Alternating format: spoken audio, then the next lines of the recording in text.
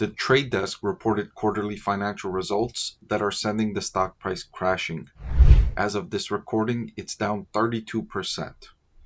Of course, I told investors coming into 2025 that the trade desk stock was too expensive and investors should not buy this stock.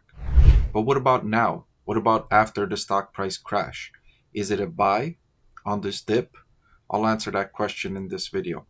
I'll also address the reasons why the stock price is down by so much. I'll highlight the specific reasons why. So let's take a look. I want to thank The Motley Fool for sponsoring this video. Visit fool.com/Parkev for the 10 best stocks to buy now. So like I highlighted in the introduction, the trade desk stock down by over 32% as of this recording. So one of the reasons why the trade desk stock is down by as much as it is, because the company reported revenue for the 3 months which ended December 31st, 2024. Revenue that increased by 22% compared to the same quarter last year. The company also reported net income on the bottom line that increased significantly from the same quarter last year. So why is the share price down even though profits increased? It's because the company's management team had forecasted better revenue growth and better profitability for this upcoming quarter. What's more, the trade desk's management team has a reputation of under-promising and over-delivering. In other words, it gives forecasts that are lower and then it usually beats those forecasts. And because it had a reputation of doing that for such a long time, Wall Street and stock market investors had already expected the company to beat these expectations. And so when they missed the expectations, it was much worse because of that reputation they had coming in.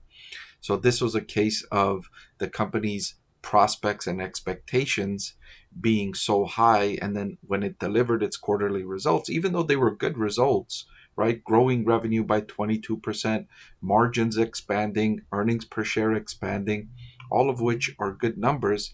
It's just what the expectations were.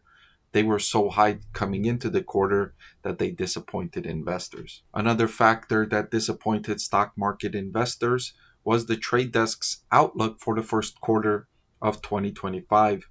The company's forecasting revenue of at least $575 million and adjusted EBITDA of $145 million.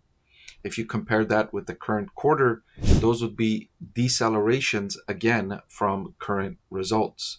These growth rates would be much lower than the growth rates of previous quarters and the most recently completed fiscal year. The analysts on Wall Street and stock market investors were expecting more from the trade desk from their forecast. Still, something that investors can be excited about with the trade desk stock is the new TV operating system it's coming out with called Ventura. This TV operating system is going to compete with Roku, and the opportunity in this segment is large. Investors are excited that Ventura from the trade desk will grow and it will gain market share in this very lucrative segment. On the flip side, investors might be a little concerned that it's competing against an established player like Roku, which has demonstrated great success in this category. Its TV operating system is rated #1 in the United States, in Mexico, in Canada. Virtually everywhere that Roku has launched its operating system, it's found great success because it works so well. And so when it's trying to innovate in a category that already has a player with such a large customer base and great customer value, it makes it a little bit more risky. And so those are the give and takes here for the trade desk.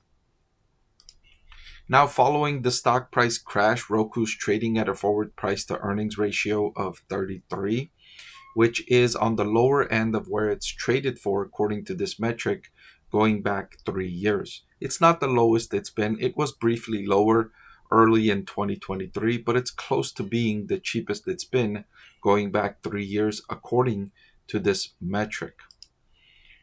Now, following the earnings results, I also updated my discounted cash flow valuation.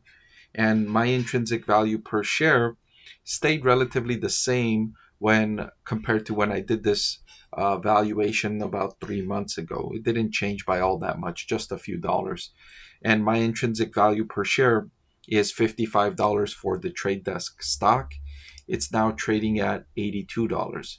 So according to my DCF, the stock price is still overvalued. And when I did this valuation, this was the reason why I told investors not to buy this stock coming into 2025. It was a great business with great prospects, operating in an industry that's nearly $1 trillion in annual 12-month revenue and growing. And then on top of that, it's entering a new category that could potentially lift revenue growth rates and cash flow growth rates even further, with a great management team that's demonstrated great success over recent decades. So all of that it had going for it. The only question mark was the valuation.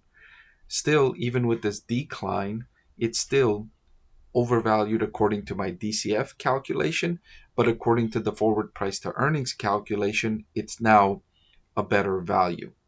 Overall, to update my recommendation on the trade desk stock, coming into the quarter, I had this stock rated as a hold or a market perform. Following these earnings results, I'm keeping the stock rated as a hold or a market perform.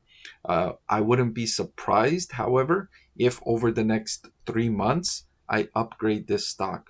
As I see the results of the company's progress in the TV operating system, that's the key here. That's the segment that's the product that I'm watching very closely.